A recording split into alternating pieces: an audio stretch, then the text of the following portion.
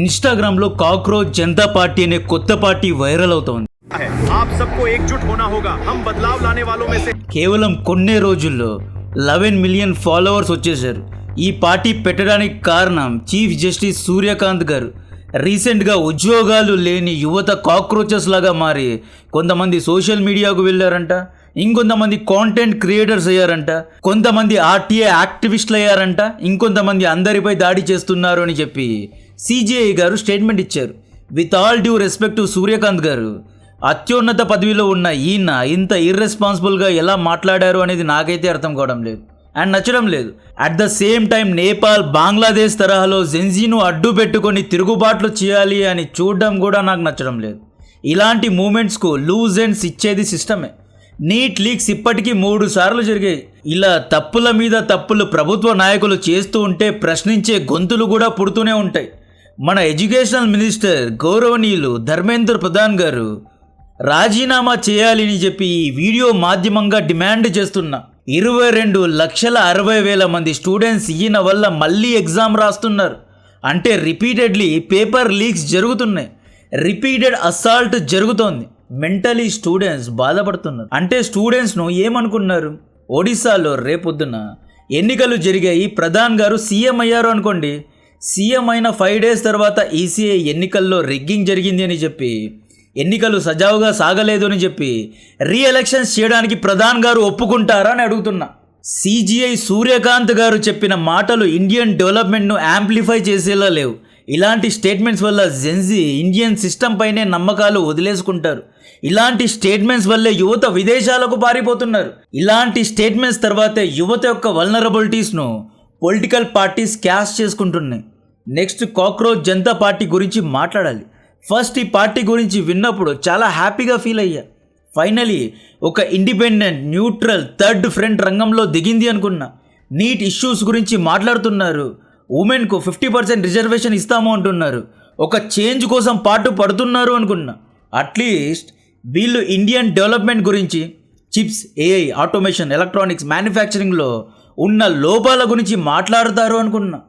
As usual నేను ఒక వస్తువు కొనాలి అన్నా, ఒకరిని నమ్మాలి అన్న రీసెర్చ్ చేస్తా. ఈ పార్టీ ఫౌండర్ అభిషేక్ దీప్కే గురించి రీసెర్చ్ చేస్తే ఈయన యునైటెడ్ స్టేట్స్లో కూర్చొని సిజేపీ పార్టీ అకౌంట్ ఓపెన్ చేశాడంట. బాస్, యూఎస్ఏ, జర్మనీ, ఆస్ట్రేలియాలో కూర్చొని జ్ఞానం ఇవ్వడానికి ట్రై చేయొద్దు. Come to ground. ఇక్కడి ప్రాబ్లమ్స్ అర్థం చేసుకోండి. అక్కడెక్కడో ఉండి don't try to act smart. USA, ఆస్ట్రేలియాలో కూర్చొని ఇలాంటి స్టేట్మెంట్స్ ఎవడైనా ఇవ్వచ్చు, ఇలాంటి పోస్టులు ఎవడైనా పెట్టొచ్చు. బికాజ్ వీళ్ళపై కేసెస్ పడవు, వీళ్ళు ఇమ్యూన్గా ఉంటారు. ఎక్కడో కూర్చొని పిచ్చి పిచ్చి కూతలు కూయడం కాదు. ఇప్పుడు నేను ధర్మేంద్ర ప్రధాన్ గారు రాజీనామా చేయాలి అన్న, ఇండియాలో నిలబడి స్టేట్మెంట్ ఇస్తున్నా. ఈ స్టేట్మెంట్ వల్ల నాపై డిఫేమేషన్ కేసెస్ పడవచ్చు, నోటీసెస్ రావచ్చు, నన్ను బెదిరించవచ్చు, ఇన్స్టాగ్రామ్లో నన్ను తిట్టవచ్చు. అన్నిటికీ రెడీగా ఉన్నా. If you want to change India, first come to India. Cockroach founder previous పోస్టులు చూస్తే ఆమ్ ఆద్మీ పార్టీ లీడర్ మనీష్ సిసోదియా శిష్యుడు అని తేలింది. ఇంతకు ముందు బీజేపీ, కాంగ్రెస్ పార్టీలను వ్యతిరేకిస్తూ మీమ్స్ అండ్ పోస్టులు పెట్టేవాడంట. 2018 నుండి 2021 మధ్యకాలంలో ఆమ్ ఆద్మీ పార్టీకు కమ్యూనికేషన్ డైరెక్టర్గా ఉండేవాడంట. 2019 నుండి 2021 మధ్యకాలంలో అరవింద్ కేజ్రీవాల్ కమ్యూనికేషన్ అసిస్టెంట్గా ఉండేవాడంట.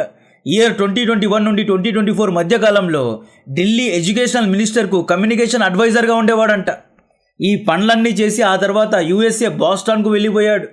అంటే ఇక్కడ ఉద్యోగం చేసి గిట్టుబాటు కాకపోగా యూఎస్ఏకు వెళ్ళిపోయాడు.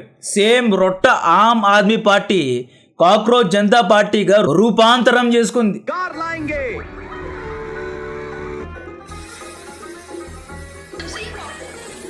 హిట్ స్ప్రే కొడితే కాక్రోచ్ నుండి కేజ్రీ బయటకు వచ్చారు. వీళ్ళు నీట్ గురించి మాట్లాడుతున్నారు, నాలాగే ధర్మేంద్ర ప్రధాన్ రిజైన్ చేయాలి అని చెప్పి డిమాండ్ చేస్తున్నారు. మేబీ ప్రీవియస్గా ఆప్లో పనిచేసి ఉండవచ్చేమో, అభిషేక్ మంచోడేమో అనుకున్నా, ఇప్పుడు మారిపోయి ఉండవచ్చు అనుకున్నా. బట్ ఈయన నిన్న ఇంటర్వ్యూలో దురంధర్ ప్రాపగెండా అంటాడు. Don't like it. If you don't like it, and what is the reason that you don't like it? I didn't like the way how it tried to say that it's a fictional movie. Okay. Yeah. और बाद में आप क्या कर रहे हो? Reality को tweak कर रहे हो. Okay. So either you should, either being an artist, it's your responsibility, not tweak the facts. అంటే ముంబై దాడులు పాకిస్తాన్ చేయలేదంట, రా కుమారులు అంటే మన ఇండియన్ ఇంటెలిజెన్స్ ఏజెన్సీ రా పాకిస్తాన్లో దాడులు చేయడం లేదు, పాకిస్తాన్లో అసలు ఉగ్రవాదులే లేరు, దురంధర్ మొత్తం ఫేక్ అని చెప్పి ఈయన మాట్లాడతాడు. Mamata Banerjee is and fighter అంటాడు అభిషేక్. ఇతను 3 పాకిస్తానీలతో రూమ్ కూడా షేర్ చేసుకుంటున్నాడు. ఆగస్ట్ 2024లో మనీష్ సిసోదియాకు థ్యాంక్స్ చెబుతూ మీ గైడెన్స్ వల్లే ఈ స్థాయికి చేరుకున్నా, ఇప్పుడు బాస్టన్కు వెళ్తున్నా అని చెప్పి పోస్ట్ పెట్టాడు. ఇండియాపై ప్రేమ ఉంటే ఇక్కడ రాజకీయాలు చేయాలి తప్పితే ఇండియా వదిలి ఎక్కడికో వెళ్ళిపోయి అక్కడి నుండి ఇలాంటి పోస్టులు పెట్టడం, ఇండియన్స్కు జ్ఞానం ఇవ్వడం, జెన్జీను తప్పుదారి పట్టించడం అనేది కరెక్ట్ కాదు. ఈ ఫోటో చూడండి, మనీష్ సిసోదియాను ఎలా కౌగులించుకున్నాడో చూడండి. ఈ దేశంలో విదేశీ హితం కోసం పనిచేసే పార్టీలు 2, ఒకటి ఆమ్ ఆద్మీ పార్టీ, 2 తృణమూల్ కాంగ్రెస్ పార్టీ అలిజిడ్లీ. ఇతర అపోజిషన్ పార్టీస్తో నాకు ఎటువంటి ఇష్యూస్ లేవు, ఇంక్లూడింగ్ కమ్యూనిస్ట్ పార్టీలు. Aam Aadmi party is directly funded by deep state. వీరి యొక్క పరివర్తన అనే ఎన్జిఓ డైరెక్ట్గా జార్జ్ సోరోస్ ఫోర్డ్ ఫౌండేషన్ ద్వారా ఫండింగ్ ఎత్తింది. దీని గురించి ఆధారాలు కూడా ఉన్నాయి. కాంగ్రెస్ మాజీ సీఎం కూడా ఆమ్ ఆద్మీ పార్టీ సిఐ ద్వారా ఫండ్ చేయబడింది అని చెప్పి ఆరోపించారు. బంగ్లాదేశ్లో మమతా బెనర్జీకు సపోర్ట్గా గజ్వావుల్ హింద్ అని చెప్పి ప్రకటించారు. అటువంటి పార్టీకు అభిషేక్ వత్తాసు పలుకుతున్నాడు. শুভেন্দু অধিকারী নির্বাচনে বিজয় হওয়ার পর মুসলমানদেরকে জয় শ্রীরাম বলতে বাধ্য করছে। মোদীকে ক্ষমতা থেকে নামিয়ে আমরা ভারতে ইসলামী পতাকা উত্তোলন করব ইনশাআল্লাহ। শুভেন্দু এবং নরেন্দ্র মোদী অতি দ্রুত এই আগ্রাসন বন্ধ করুক, না হলে বাংলাদেশের জনগণ সে গজওয়াতুল হিন্দের ডাক দিবে, ভারতকে স্বাধীন করে টুকরো টুকরো করে দেবে ইনশাআল্লাহ। అండ్ నేను డే 1 నుండి ఆమ్ ఆద్మీ పార్టీను వ్యతిరేకిస్తున్నా, అది కూడా డైరెక్ట్గా. ఇక్కడ కొంతమంది వచ్చేసి నువ్వు బీజేపీకే సపోర్ట్ చేస్తున్నావు, కావాలని ఆప్ను టార్గెట్ చేస్తూ ఉన్నావు, టీఎంసీను టార్గెట్ చేస్తావు. ఇప్పుడు కాదు 4 years నుండి ఈ 2 పార్టీలనే టార్గెట్ చేస్తున్నా. ఒకవేళ బీజేపీ ఫండ్ చేస్తే ధర్మేంద్ర ప్రధాన్ గారు రాజీనామా చేయాలి అని చెప్పి స్టేట్మెంట్ ఇవ్వను. Grow your mindset. And నాకెవ్వరి డబ్బులు అవసరం లేదు. నేను MEP testing and commissioning consultant. ఇండియాలో చాలా తక్కువ మంది దగ్గర ఉన్న స్కిల్ నా దగ్గర ఉంది అండ్ చాలా గర్వంగా చెప్తున్నా. And professional content creator. దాదాపు 6 ఏళ్ల నుండి 800 వీడియోస్ను క్రియేట్ చేశా with high proficiency. After Effects, Photoshop, Final Cut ప్రోలో ప్రొఫెషనల్ ఎడిటింగ్ స్కిల్స్ నా దగ్గర ఉన్నాయి. చీఫ్ జస్టిస్ గారు విత్ ఆల్ డ్యూ రెస్పెక్ట్ ఈయన చెప్పినట్లు నేను ఒక కాక్రోచ్ కాదు. ఖతార్, ఒమాన్ వంటి ఫారిన్ కంట్రీస్కు ఇండియన్ కంపెనీ తరపున పనిచేసి అక్కడ సర్వీసెస్ ఇచ్చారు. ఖతార్లో మనోళ్ళు చాలామంది పనిచేసే ఉంటారు. ముషరిఫ్ డౌన్ టౌన్ ప్రాజెక్ట్ ఉంది కదా, phase 1 నుండి phase 4 యొక్క ఫండమెంటల్ కమిషనింగ్ నా ఆధ్వర్యంలోనే జరిగింది. యూఎస్ఏ ప్రాజెక్ట్స్లో కూడా చాలా వరకు ప్రాజెక్ట్స్లో పనిచేశా. బీజేపీ, కాంగ్రెస్ పార్టీలు నన్ను కొనలేరు. నేను ఇతర మీడియా ఛానల్స్ లాగా ఎడిటింగ్కు 4 రీసెర్చ్ కోసం 4 థంబ్నైల్ కోసం 3 పెట్టుకోలేదు. ఒక టీవీ మీడియా ఛానల్ నడపడానికి డబ్బులు కావాలి. డబ్బులు లేక వీళ్ళు పార్టీల దగ్గర ఫండింగ్ ఎత్తుతూ ఉంటారు. నాకు అవసరం లేదు. I'm on my own. Indian interest కోసం మాట్లాడే ఛానల్ ఇది. ఫస్ట్ భారత హితం, ఆ తర్వాతే ఎవడైనా ఈ దేశాన్ని ముక్కలు చేయడానికి, పిచ్చి పిచ్చి జెన్జీ ప్రొటెస్టులు చేయడానికి ట్రై చేస్తే ఎండగట్టడం ఖాయం. అగైన్ కాక్రోచ్ పార్టీ దగ్గరకు వద్దాం. మనీష్ సిసోదియా గారి గారాల పట్టి కాక్రోచ్ జనతా పార్టీ ఫౌండర్. ఇలాగే రాఘవ్ చెడ్డా కూడా జెన్జీకు గాడ్ ఫాదర్ అవ్వాలి అని చూశాడు. ఇతన్ని మీరే లేపారు, అందలం ఎక్కించారు, ఎక్కడో కూర్చోబెట్టారు. కట్ చేస్తే ఈయన బీజేపీలో చేరాడు. జెన్జీను వాడుకొని వదిలేశాడు. మిలియన్స్ ఆఫ్ ఫాలోవర్స్ తెచ్చుకున్నాడు. రాఘవ్ చెడ్డా విషయంలో చేసిన తప్పు మళ్ళీ మీరు ఇక్కడ చేయొద్దు. రాఘవ్ చెడ్డా గురించి తర్వాత మాట్లాడుకుందాం. నేపాల్లో జెన్జీ ప్రొటెస్ట్ జరిగింది. జెన్జీ లీడర్ పీఎం అయ్యాడు. పార్టీలో డీజే కొట్టే డీజే టిల్లు హోమ్ మినిస్టర్ అయ్యాడు. ఏమైంది? 26 రోజుల్లో కరప్షన్ ఛార్జెస్ మీద పదవి నుండి దిగిపోయాడు. జెన్జీ పీఎం బాలెన్షా ఎన్నో డిసిషన్స్ తీసుకున్నాడు, అన్నిటిపై యూటర్న్ తీసుకున్నాడు. అంటే ఈ మనిషికి స్థిరత్వం లేదు, ఓపిక లేదు. He wants to change everything in 1 month. రాజకీయాలు అనేది T20 మ్యాచ్ కాదు, 5 years టెస్ట్ మ్యాచ్. ఇది ఒకే ఒక్కడు మూవీ కాదు. ఒకే రోజుల్లో అన్నిటినీ మార్చడానికి లేదు. బంగ్లాదేశ్లో జెన్జీ ప్రొటెస్ట్ జరిగింది. ఆ తర్వాత ఏమైంది? 2 years వరకు deep state agent Mohammad Yunus దేశాన్ని పాలించాడు, దేశాన్ని దోచుకున్నాడు. ఆ తర్వాత BNP అనే లోకల్ కరప్షన్ ఛార్జెస్ ఉన్న పెద్ద పార్టీనే గెలిచింది. స్టూడెంట్ పార్టీ ఎక్కడికో అడుగున పడింది. ఇండియాలో జెన్జీ ప్రొటెస్ట్ చేయాలి అని చూస్తున్నారు, దయచేసి చూడొద్దు. ఇండియాలో 2 గ్రూప్స్ ఉంటాయి, ఒకటి ఎన్డీఏ, ఇంకొకటి ఇండి. ఈ 2 గ్రూప్స్ దగ్గరే ఎక్స్పీరియన్స్ ఉంది. గెలిస్తే ఎన్డీఏ అయినా గెలిచాలి, లేదా ఇండియా అయినా గెలిచాలి. థర్డ్ ఫ్రంట్ అని చెప్పి పిచ్చి పిచ్చిగా దేశాన్ని ముక్కలు చేయడానికి ట్రై చేయొద్దు. ఇండియాలో ఎలక్షన్ సిస్టమ్ ఉంది. 1947 నుండి ఎన్నికలు జరుగుతున్నాయి. ఇండియాలో డెమోక్రసీ ఉంది. బాగా పర్ఫామ్ చేసిన పార్టీలే గెలుస్తాయి. ఇండియన్స్కు చాలా తెలివి ఉంది. జెన్జీను పిచ్చోళ్ళు అనుకోవద్దు. మీరు చెప్పినట్లే జెన్జీ వినదు. చాలా తెలివిగా ఉంటారు. ఎవరు ఏమి చెబుతున్నారు అనేది అధ్యయనం చేసుకునే, రీసెర్చ్ చేసుకునే టాలెంట్ వీరి దగ్గర ఉంటుంది. ప్రభుత్వాన్ని కూల్చి స్టాక్ మార్కెట్ను పడేసి షార్ట్ సెల్లింగ్ చేసి దేశాన్ని అమ్మేయాలి అని చెప్పి ట్రై చేయొద్దు. ఈ cockroach party founder previous tweets కూడా చూసా. ఈయనేమంటాడు అంటే వెస్ట్ బెంగాల్లో డిప్లాయ్ చేయబడ్డ 2 లక్షల మంది ఇండియన్ సైనికులు ఎన్నికలు రిగ్గింగ్ చేయడానికి వచ్చారంట. ఏం మాట్లాడుతున్నాడు? మమతా బెనర్జీ ఫైట్ చేసిందంట. వెస్ట్ బెంగాల్లో 11% ఓట్స్ను డిలీట్ చేశారంట. ఫర్ ఏ చేంజ్ కోసం కోరుకునే వ్యక్తి 15 ఏళ్ళు 15 ఇయర్స్ టీఎంసీ అరంకుశ పాలనను ఎందుకు సపోర్ట్ చేస్తున్నాడు? ఫాల్టా అనే నియోజకవర్గంలో బీజేపీ కాంగ్రెస్ పార్టీ గుర్తులపై టేప్ వేయడం గురించి 600 కిలోమీటర్ల బార్డర్ ల్యాండ్ను మమతా ఇండియన్ ఆర్మీకు ఎందుకు ఇవ్వలేదు అని చెప్పి ఈ వ్యక్తి ఎక్కడా మాట్లాడలేదు. సిలిగురి కారిడార్ దగ్గర ఉన్న 120 ఎకరాల భూమిని బీఎస్ఎఫ్కు గత 15 ఏళ్లుగా మమతా బెనర్జీ ఎందుకు ఇవ్వలేదు అని ఈ వ్యక్తి ఎక్కడా ప్రశ్నించలేదు. ఇదే టీఎంసీ పార్టీ ఎస్ఎస్సి స్కామ్ చేసింది. స్టూడెంట్స్ దగ్గర 5 నుండి 15 లక్షలు తీసుకొని టీచర్ జాబ్స్ ఇప్పిస్తానని చెప్పి మోసం చేసిన పార్టీకు కాక్రోచ్ ఫౌండర్ సపోర్ట్ చేస్తున్నాడు.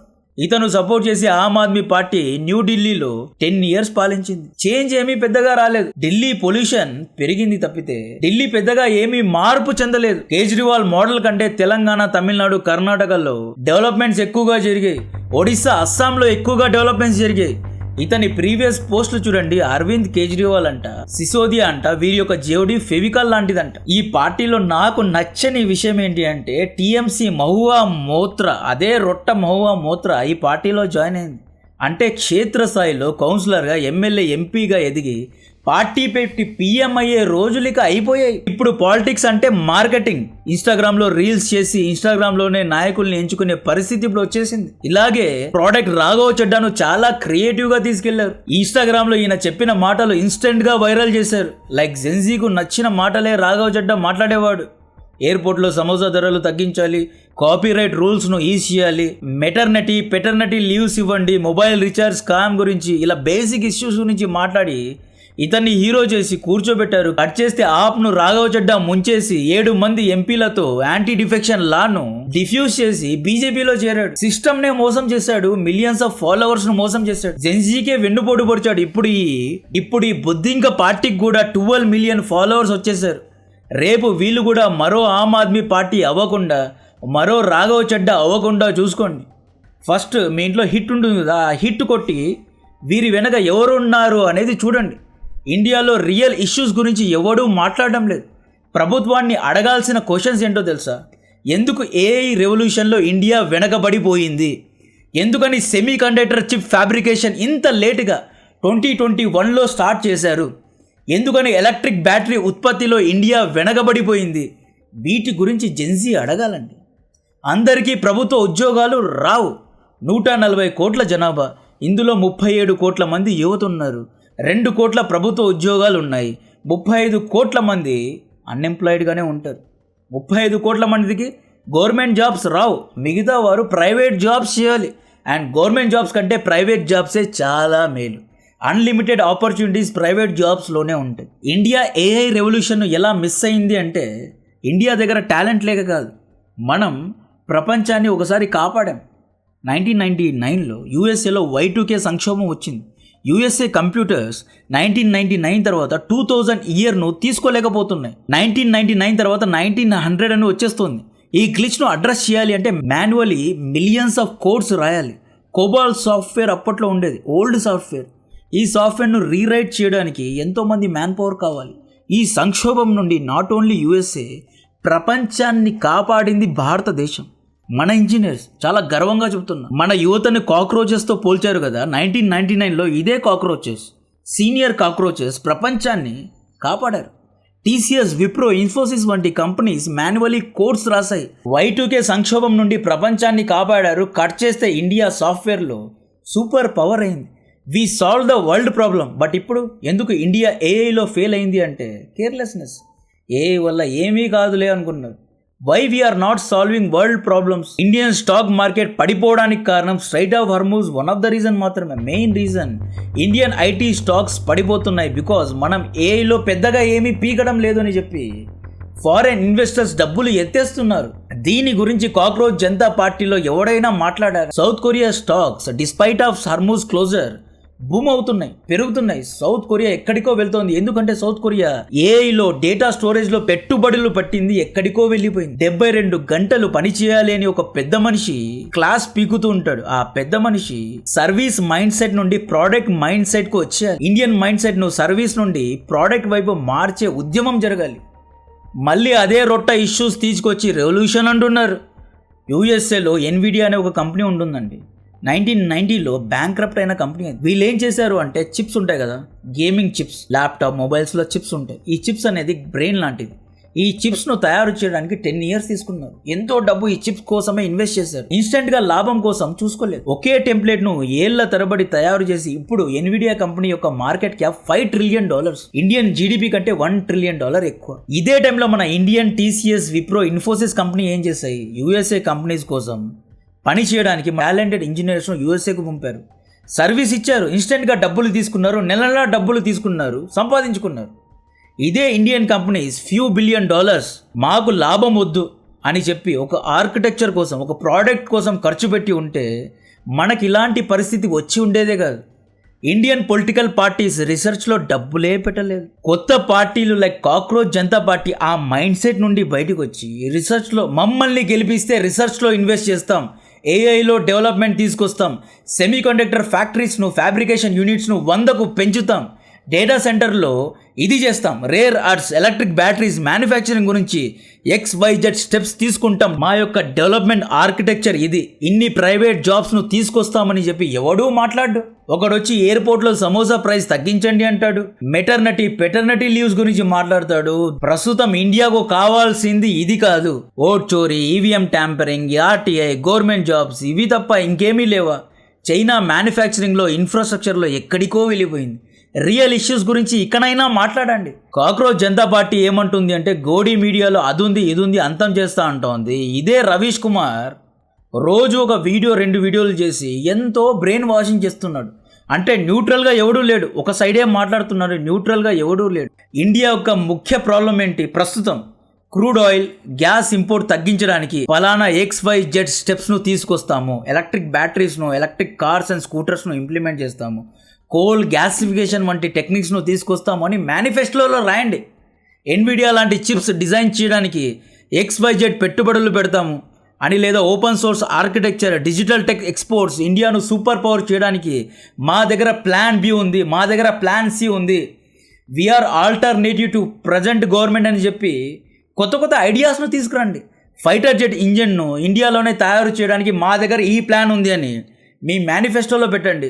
అడ్వాన్స్డ్ వార్ డ్రోన్స్ను తయారు చేయడానికి, ఇండియాను డ్రోన్ సూపర్ పవర్గా చేయడానికి మా దగ్గర కొత్త ఐడియాస్ ఉన్నాయి అని చెప్పి కొత్తగా రావాలి. ఒకవేళ కాక్రోచ్ పార్టీను గెలిపిస్తే ఎలా యూఎస్ఏ ఆధిపత్యాన్ని తగ్గించి రష్యాతో ఎంగేజ్ అవుతాము, ఎలా తక్కువ ధరలో ఆయిల్ అండ్ గ్యాస్ను కొనబోతున్నాము అనే ప్లాన్ ఇవ్వండి. ఇండియాలో ఇప్పుడు మ్యానుఫ్యాక్చరింగ్ సరిగ్గా జరగడం లేదు. మనం స్క్రూ డ్రైవర్ మ్యానుఫ్యాక్చరింగ్ చేస్తున్నాం, చైనా నుండి వస్తువులను ఇంపోర్ట్ చేసి ఇక్కడ అసెంబుల్ చేస్తున్నాం. తమను గెలిపిస్తే ఇండియన్ మ్యానుఫ్యాక్చరింగ్ సెక్టర్లో ఎటువంటి చేంజెస్ చేస్తామో అని చెప్పి మీ బ్లూ ప్రింట్ని ఇవ్వండి. చేంజ్ అంటే ఇదే, రియల్ ఇష్యూస్పై మాట్లాడాలి. తమను గెలిపిస్తే ఎలా వీళ్ళు ఫారెన్ ఇన్స్టిట్యూషనల్ ఇన్వెస్టర్స్ను అట్రాక్ట్ చేయగలరు, ఎలా ఇండియన్ స్టాక్ మార్కెట్లో యూఎస్ఏ ఇన్వెస్ట్మెంట్స్ను పెంచగలరు, చైనాతో ఎలా కంపీట్ అవ్వగలరు, స్కిల్ గ్యాప్స్ను ఎలా అడ్రస్ చేయగలరు, ఇన్ని వేల ఉద్యోగాలు కల్పిస్తాము, 10 yearsలో ఇండియాను ఇలా మారుస్తాము, నీట్ లాంటి పేపర్స్ లీక్ కాకుండా ఆన్లైన్లో పలానా సిస్టమ్ ద్వారా ఎగ్జామ్స్ను కండక్ట్ చేస్తాము, మైనర్స్పై అత్యాచారం చేసిన వాళ్ళపై ఇలాంటి శిక్షలు తీసుకుంటాము, ఇండియాను $4 trillion ఎకానమీ నుండి $10 trillion ఎకానమీకు ఎలా తీసుకువెళ్ళగలము అని చెప్పి కొత్త ఐడియాస్ తీసుకుని రావాలి. నేను జెన్జీకు చేసే రిక్వెస్ట్, దయచేసి ఎవరిని పడితే వాడిని లీడర్ చేయదండి. లాస్ట్ మంత్ ఇలాగే రాఘవ్ చెడ్డాను లేపారు, ఇప్పుడు ఏమైందో అర్థం చేసుకోండి. వీళ్ళు ఎక్కడో ఉంటారండి, యూఎస్ఏ, ఆస్ట్రేలియా, వీళ్ళు ఏమైనా చేస్తారు, పోస్టులు పెడతారు. ఇండియాలో ఉండి ఇలాంటి పోస్టులు, ఇలాంటి స్టేట్మెంట్ ఇస్తే తెలుస్తుంది. బికాజ్ ఇక్కడ కేసెస్ పడతాయి, డిఫేమేషన్ కేసెస్ పడతాయి. కాబట్టి ఇక్కడ ఉన్న వాళ్ళు చాలా జాగ్రత్తగా మాట్లాడతారు. నాయకుడు అంటే క్షేత్ర స్థాయి నుండి రావాలి, ప్రజల సమస్య గురించి తెలిసి ఉండాలి. కౌన్సిలర్, ఎంపీ, ఎమ్మెల్యే అట్లీస్ట్ ఏదో ఒక ఎలక్షన్స్లో గెలిచి ఉండాలి. సో దీని గురించి నా మరిన్ని అప్డేట్స్ ఇస్తూనే ఉంటా. కాంటెంట్ నచ్చితే వీడియోను లైక్ చేయండి, ఛానల్ సబ్స్క్రైబ్ చేసి అందరికీ షేర్ చేయండి. జై హింద్.